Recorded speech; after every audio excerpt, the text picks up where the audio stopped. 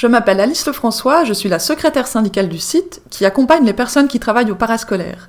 Vous allez entendre les témoignages de militantes syndicales qui travaillent au JAP, le groupement intercommunal pour l'animation parascolaire. Ils et elles vont vous parler de leur métier. Comment est-ce que vous faites pour gérer les conflits entre collègues ? En tant que secrétaire syndicale, je reçois beaucoup de membres qui se plaignent de la mauvaise ambiance dans leur équipe, et je constate que souvent la hiérarchie ne parvient pas à offrir des solutions satisfaisantes. Ce que je vois, c'est que bien souvent, il faudrait plus de temps, hors présence des enfants, pour que les collègues puissent avoir une communication efficace et saine en équipe pour éviter l'émergence même de ces conflits. Ce qui me pose question, c'est les différences d'attitude envers les enfants. C'est-à-dire qu'il y a des personnes qui peuvent être beaucoup plus strictes et des personnes beaucoup trop laxistes. Voilà. Et justement, au niveau des équipes, pour moi, ça manque cruellement. De nouveau, je reviens sur les formations ou les médiations ou les temps de réflexion, à savoir, le mot sanction n'est pas le même pour tout le monde. Quand est-ce que moi je vais sanctionner ? Quelle est ma limite ? Et de pouvoir avoir cette réflexion en équipe pour avoir une ligne, une entente. Parce que je le vois. Je l'ai vu avant, je le vois, on le voit toujours. Il y a toujours des gens qui sont moins patients, des gens qui sont plus patients, etc. Et de nouveau, comme on disait au début, par rapport à sa vie, par rapport à plein de choses. Et là, je trouve que c'est quelque chose parce que ça se répercute sur les enfants.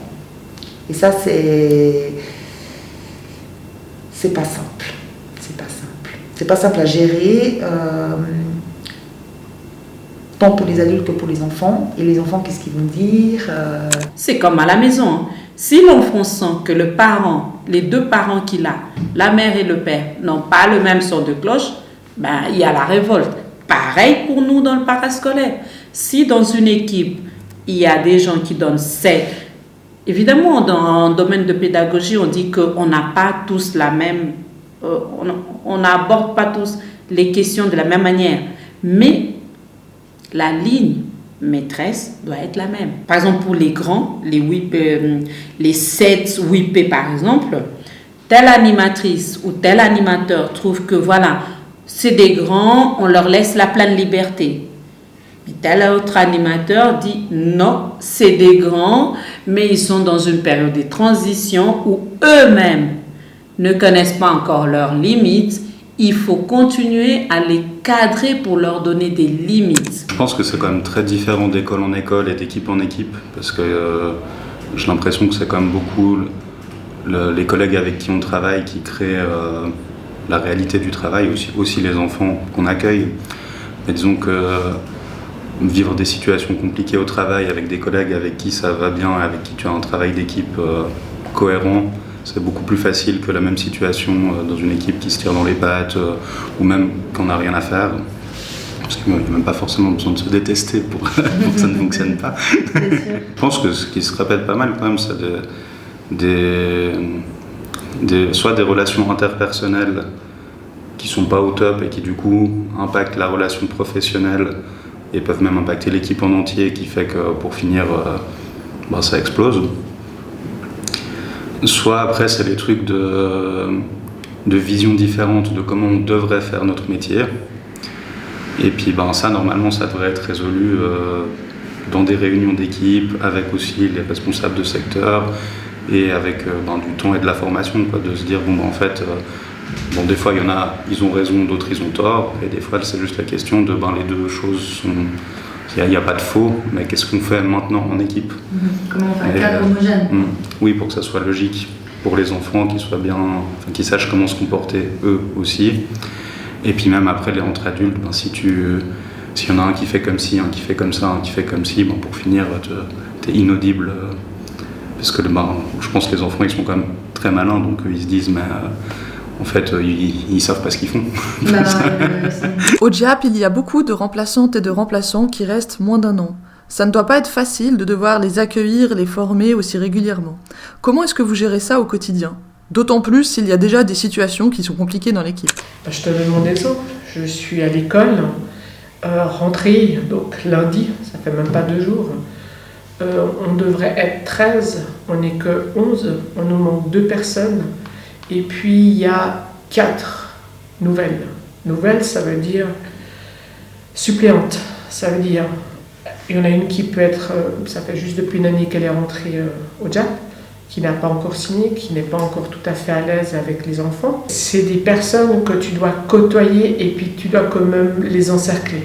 Donc on est avec des grands à partir de la 5P. 5P ça ferait 9-10 ans à peu près, jusqu'à 12 ans. Tu dois les encercler, donc tes 2 nouvelles. Et la RSE qui est normalement RSE clé. Eh ben non, le poste. Donc elle n'est pas RSE clé, elle a un groupe. Donc, si t'arrive un petit pépin ou t'as un truc comme ça, donc non, elle n'est pas disponible. On arrive avec nos propres bagages. Donc, moi, mes outils, c'était mes outils de mère de famille, qui sont ce qu'ils sont, parce que chaque personne est différente, chaque maman, chaque parent, on va dire, élève son enfant à sa manière, avec son bagage à lui. Voilà, et en fait au parascolaire c'est beaucoup, on apprend beaucoup sur le tas. On regarde les autres fonctionner, enfin en tout cas moi j'ai fonctionné comme ça, j'ai regardé les autres animateurs, j'ai vu qu'il y en a qui fonctionnaient bien, d'autres moins bien, et après on fait un peu son patchwork. Voilà, on prend ce qui nous plaît, puis on prend pas ce qui nous plaît pas. Et ça je dirais que c'est encore dans l'idéal, parce que en fait des fois c'est tellement stressant que du coup, même moi, je peux sortir de mes gonds parce que c'est trop stressant. Et puis qu'après, je me rends compte que j'ai parfois eu des réactions qui ne sont pas tout à fait appropriées, quoi. Effectivement, moi, je trouve dommage, il y a des gens qui ne se forment pas, qui ne veulent pas. J'ai l'impression que c'est un peu un effet boule de neige. Quand il y en a 1, 2, 3 qui commencent à être démotivés, ça démotive les autres. Et puis du coup, c'est des équipes qui fonctionnent vraiment très, très bizarrement. Et d'autres équipes où, au contraire, il y a des gens motivés, qui aiment leur travail, puis du coup, quand on rentre dans ce genre d'équipe, on est tiré vers le haut, on est motivé, on a envie de faire bien, on a envie de faire comme les autres, on a envie d'être intégré dans l'équipe. Du coup, on a envie de faire bien aussi pour être intégré dans l'équipe. Mais d'une autre manière, je peux comprendre que certaines personnes ne soient pas motivées par faire des cours, parce que justement, ils se sentent pas soutenus.